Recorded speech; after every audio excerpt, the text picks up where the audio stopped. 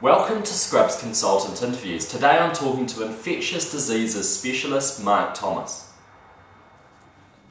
I'm here today with Dr. Mark Thomas.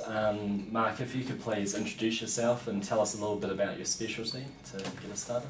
Hi, so I'm Mark Thomas. I'm an Aucklander. I trained at Auckland Medical School. I worked in Auckland hospitals for most of my career. I live and enjoy Auckland, and I work in the area of infectious diseases. I've been in this field in Auckland Hospital since 1988. And have you just studied in Auckland? Have you studied anywhere else? I went to Auckland Medical School. I was, I think, in the third intake to Auckland Medical School back when it was 60 students got in. And I trained in Auckland. I then trained as a medical registrar in Auckland and went on to registrar training here in Auckland. And then after I trained as a registrar, a medical registrar in Auckland for 3 or 4 years, I then went and worked in London, worked in a hospital in South London called St George's Hospital, studying infectious diseases. I actually spent 3 years studying whooping cough and antibody responses in children with whooping cough, and then came back to a job here. And I was lucky enough to get a university position, so I've since had the occasional sabbatical trip away, and I had a year in Oxford in 1996. So I've spent 4 years in total of my training after registrar years living and working in the UK. Have you done anything outside medicine, education-wise? No, I haven't. And does learning the clarinet on the side count? Probably not. Did you study that at tertiary level? No, no, I'm the sort of kindergarten level. What is one of your fondest memories from your med school days? I had great friendships in med school days, and so my best memories of med school days are really of life in flats and life outside the university time. If you were to ask me for one of my very best memories, it's it must have been a late summer party on a grassy area just out of Thames on the Coromandel Peninsula, and there were a lot of people there, and it was the mid-70s, and the climax of the evening was the organisation of a fireworks display. And the organisers warned everybody that there was going to be this great fireworks display. They'd prepared a bit in advance, and they went out into the middle of this very flat field. The full moon had risen up the valley. It was fantastic. Huge speakers, beautiful music, everybody very excited.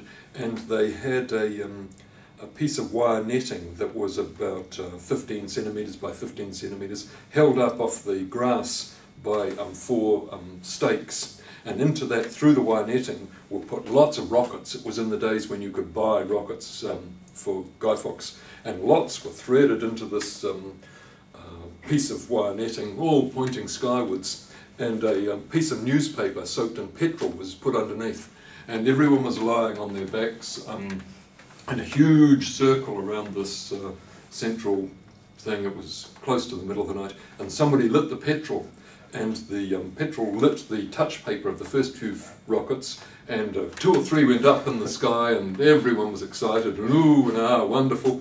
And the shaking of the wire netting from the first rockets going up shook the rockets, and they all fell over flat, and then whistled above everyone's heads into the bush behind us. It was one of the best moments of my life. So that was a medical school memory. A good one. A good one, a cracker. And what attracted you to infectious diseases? I was attracted to infectious diseases because it cured people. I was actually attracted to infectious diseases while I was doing haematology, and as a medical registrar, and haematology was a specialty where we didn't cure anyone of any serious disease, leukemias predominantly, and they died, and it was a grisly, very sad experience working in haematology. I didn't find it suited me at all, and I looked around for a specialty that was much more optimistic and positive, and went for infectious diseases.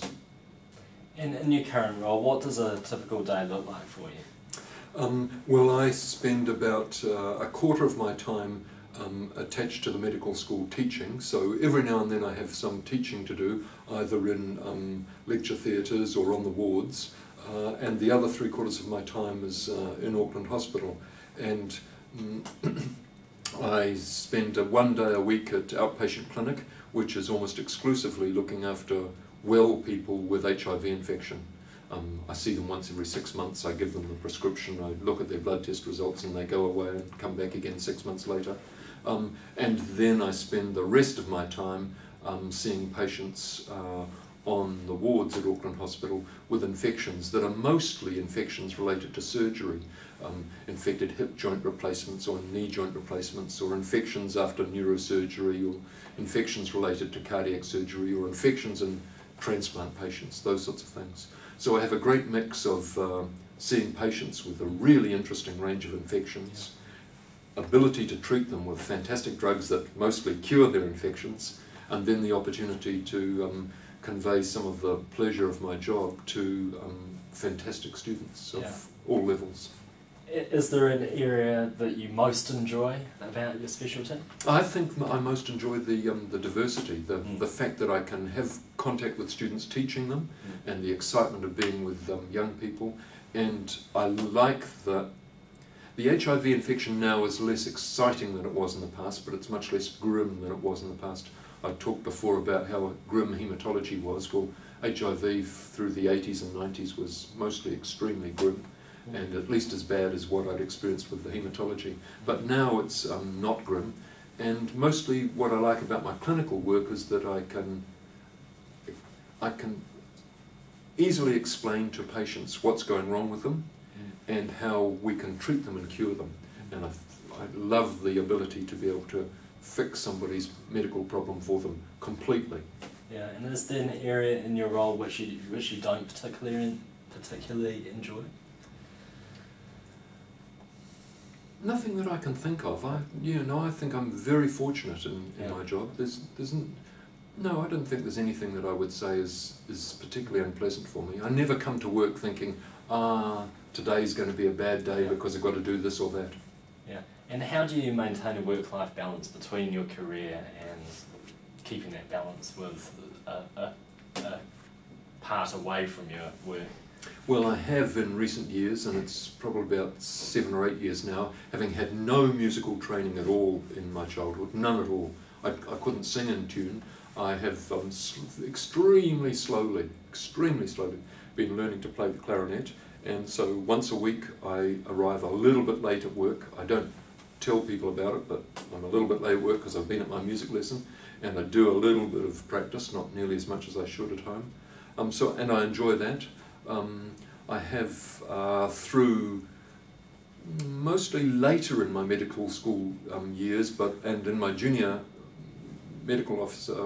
house officer years, took up a hobby of printmaking, and so I got a whole circle of friends from sort of artists through that hobby, and so I enjoy that circle of friends, and I continue to do a little bit of printmaking and work in the art area, and then I have 4 children with sort of really interesting lives, and a bit of gardening, that sort of stuff.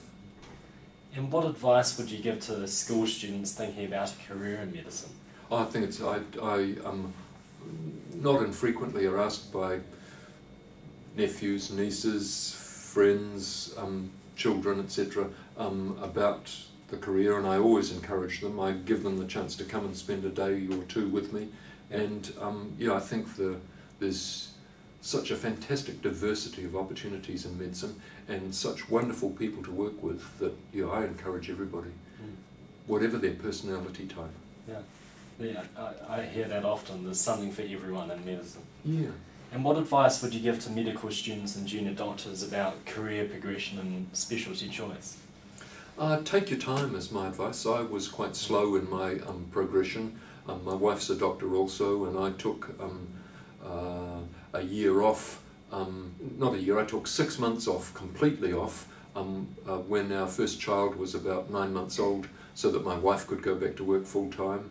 I then, after that, worked part-time for a couple of years while my wife worked part-time, so that we could both progress our careers. And I think that from my perspective, there's no rush. If you're in a job that's being paid, I would then just try lots of different things and see what suits you rather than rushing into one career. I think the more diverse training you can have, the more enjoyable your later career is.